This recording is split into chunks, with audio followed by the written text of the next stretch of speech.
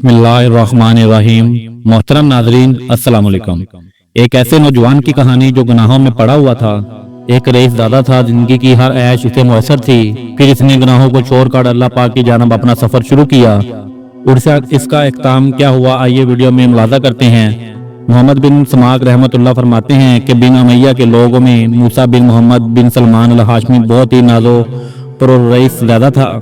دل کی خواہش پوری کرنے میں ہر وقت مگن رہتا تھا، کھانے پینے میں، لباس میں، لبوب میں، خواہشات اور لذت کی ہر نوع میں اعلیٰ درجہ پر تھا۔ لڑکے لڑکیوں میں ہر وقت مگن رہتا، نہ اس کو کوئی غم تھا نہ فکر، خود بھی نہایت حسین تھا۔ اللہ تعالیٰ کی ہر نوع کی دنیاوی نعمت اس پر پوری تھی۔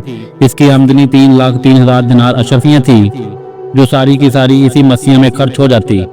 ایک اونچا بلا خانہ تھا جس میں کئی کھڑکیاں شارع عام کی طرح کھلی تھی، جن میں بیٹھ کر وہ راستہ چلنے والوں کے نظارے کرتا، اور کئی کھڑکیاں دوسری جانب باغ کی طرف کھلی تھی، جن میں بیٹھ کر وہ باغ کی ہوائیں کھاتا، خوشبو سونگھتا۔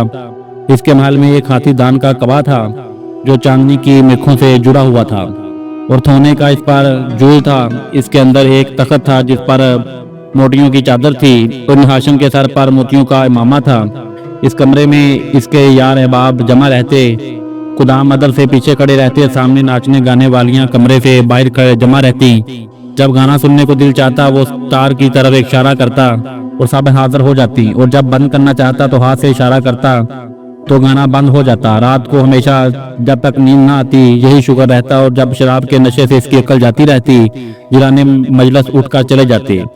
وہ جون سی لڑکی کو چاہتا پکڑ لیتا اور رات بھر اس کے ساتھ روات کرتا۔ صبح کو وہ شنسات میں مشغول ہو جاتا، جس کے سامنے کوئی رنج و غم کی بات، کسی کی موت، کسی کی بیماری کا تذکرہ نہ آتا۔ اس کی مجلس میں ہر وقت ہنسی اور خوشی کی باتیں، ہنسانے والے قصے اور اسی قسم کے ترکارے ہوتے رہتے۔ ہر دن نئی نئی خوشبو جو اس زمانے میں کہیں نہ ملتی وہ روزانہ اس کے مجلس میں آتی۔ عمدہ خوشبو کے کچھ دستے وغیرہ حاضر کیے جاتے۔ اسی حالت میں اس کے 27 بدر گزر گئے۔ ایک رات وہاں بے معمول اپنے کمرے میں تھا، تدفین اس کے کان میں ایک ایسی سریلی آواز پڑی جو اس کے گانے والوں کی آواز سے بالکل جدا تھی، لیکن بڑی ہی دلکش تھی۔ اس کی آواز نے کانوں میں پڑتے ہی اس کو بے انصاف کر دیا، اپنے گانے والیوں کو بند کر دیا اور کھڑکی سے باہر سر نکال کر اس آواز کو سننے لگا۔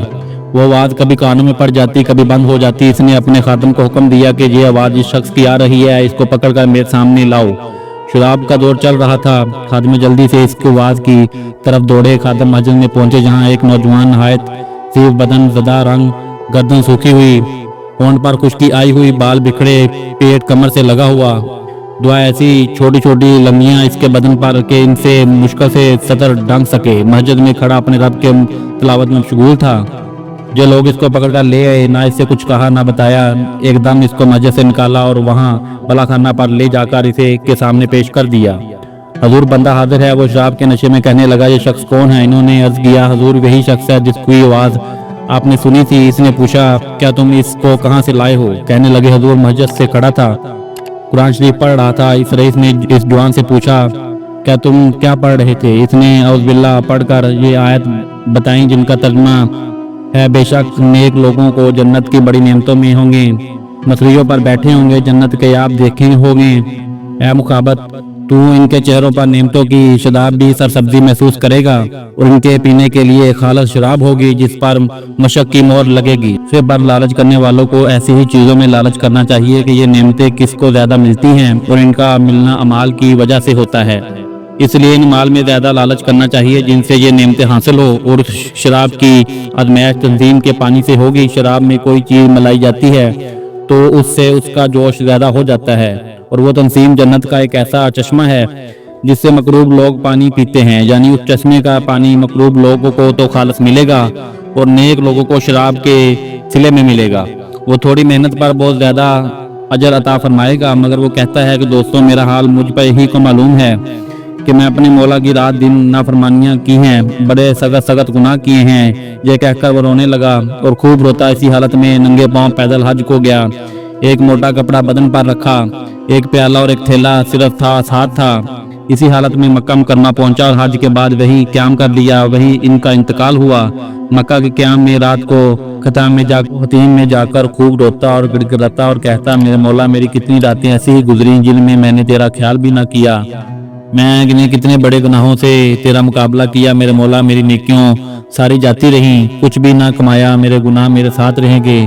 ہلاکت ہے میرے لیے اس دن جس دن تجھ سے ملاقات ہوگی، جس دن مرنے کے بعد میرے لیے ہلاکت پر ہلاکت ہے، یعنی بہت زیادہ ہلاکت ہے اس دن جس دن میرے اعمال نامے کھول جائیں گے، میری رسوائیاں سے بھرے ہوئے ہوں گے، وہ میرے گناہوں سے پر ہوں گے، بلکہ تیری ناراضگی سے ہلاکت اتر چکی ہے، اور تیرا تیاب مجھ پر ہلاکت ہے جو تیرے ان احسانوں پر ہوگا، جو ہمیشہ تن مجھ پر رہے گا، وہ تیری ان نعمتوں پر ہوگا جن کا ہمیشہ میرے گناہوں سے مقابلہ کیا، اور میرے ساری حرکتوں کو تو دیکھ رہا تھا۔ میرے آقا، تیرے سوا میرا کون سا ٹھکانہ ہے جہاں بھاگ کر چلا جاؤں؟ تیرے سوا کون ایسا ہے جس سے التجا کروں؟ تیرے سوا کون ہے مجھ پر کسی قسم کا بھروسہ کروں؟ میرے آقا، میں اس قابل ہرگز نہ ہوں کہ تجھ سے جنت کا سوال کروں، البتہ مخصوص تیرے کرم سے، تیری عطا سے، تیرے فضل سے اس کی تمنا کرتا ہوں کہ تو مجھ پر رحم فرما اور میرے گناہوں کو معاف کر دے۔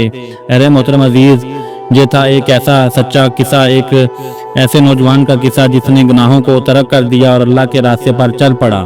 محترم ناظرین، امید کرتے ہیں آپ کو ہماری ویڈیو اچھی لگی ہوگی۔